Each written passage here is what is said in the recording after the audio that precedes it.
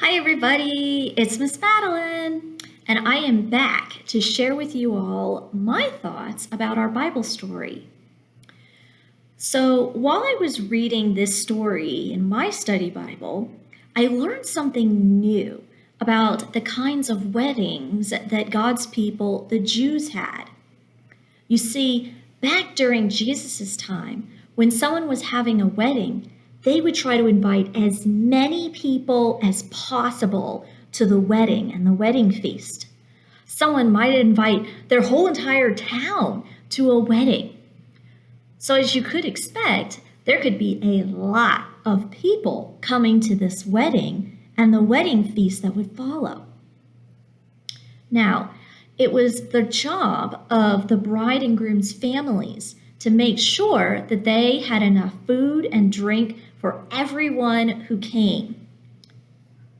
But if they were to run out of something, such as wine, in the middle of the wedding feast, this was considered very embarrassing and shameful for the family.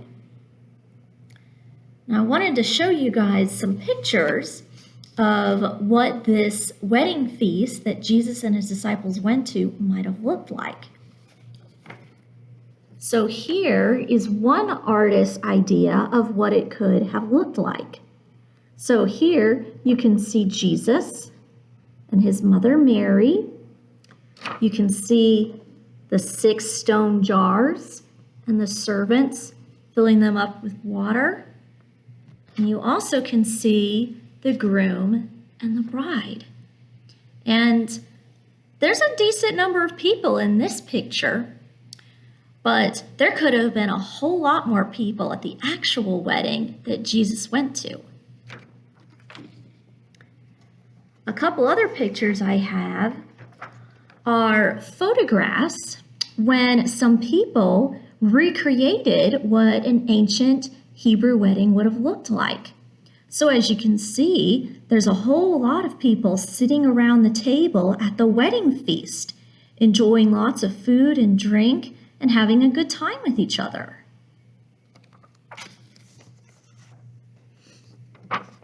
And in this picture, you can specifically see the groom and the bride enjoying their wedding feast with all of their guests.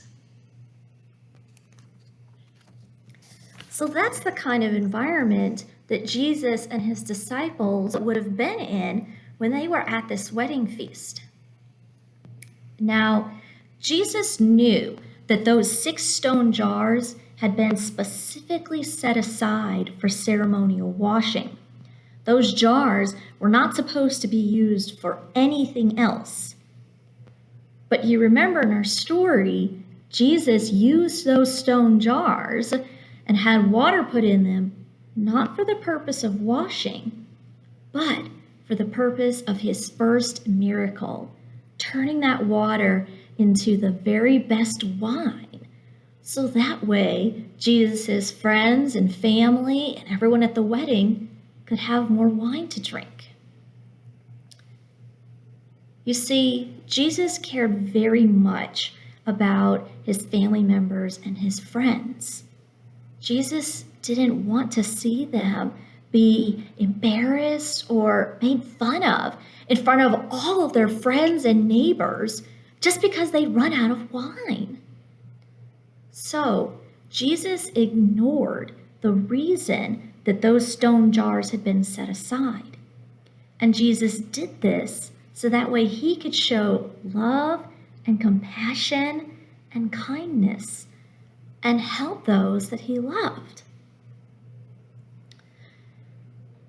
You see, sometimes it might be kind of hard to understand why was it so important that those stone jars were only used for that purpose of washing, and why it might have been, kind of surprising to people that Jesus used them for something else. You see, using certain items for only specific purposes was kind of an unspoken rule in Jesus' time and among the people of Jesus' culture. But you see, In God's Word, the Bible, Jesus actually tells us what are the two most important rules. And I'm not just talking about the most important rules at school or at home. No, these are the two most important rules for your whole life. So Jesus is actually asked, "Teacher, what is the greatest commandment, the most important rule in all of God's law?" Jesus said, "Number 1, love the Lord your God with all of your heart, with all of your mind, with all of your soul, and with all of your strength." So love God with everything you are, with everything you have. This is the first and greatest commandment. And the second is like it. Love others as you love yourself. Nothing is more important than these two commandments.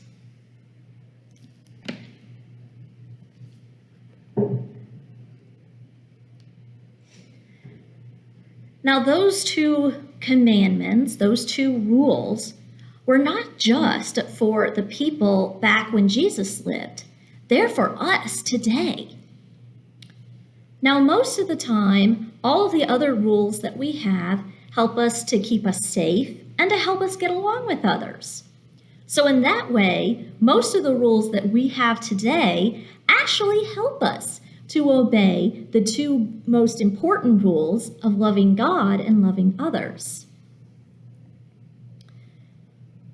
Now, there may be times in your life when you are asked to do something that you know is wrong, something that you know is not loving or kind or respectful.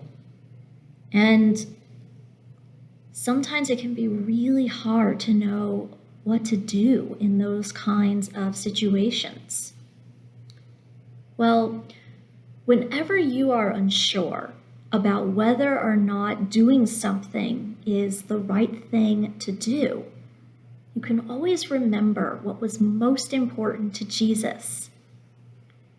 Jesus valued his friends and his family much more than always following all of the customs and rituals of his culture. So, if you're ever unsure of what to do or to say when someone's asking you to do something, you can ask yourself this: will doing or saying this certain thing be loving? Will it be kind? Will it be helpful? Will it be giving or generous? Will it be sharing? Will it be respectful? Will it be good or encouraging? Will it help me or you be faithful to God? If you ask yourself that and you realize, yes, it would be one or more of those things, then great, go ahead and do it. Go ahead and say it.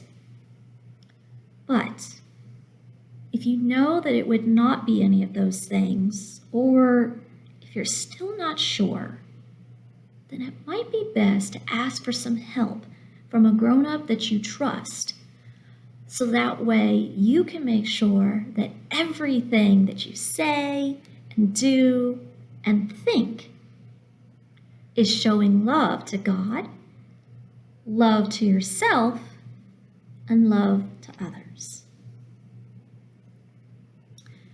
Thanks for spending some time with me today. I really enjoyed getting to share with you my thoughts about our story. If you have any thoughts about our Bible story, or if you have any questions you would like to ask me, please send me an email. My email address is mivy, remember, no E, at stmichael.org. Ms. Trace and I would love to hear from you about your thoughts, and we would love to get to see what you guys would like to share with us. So hope you have a good rest of your day, and I will see you next time. Bye-bye.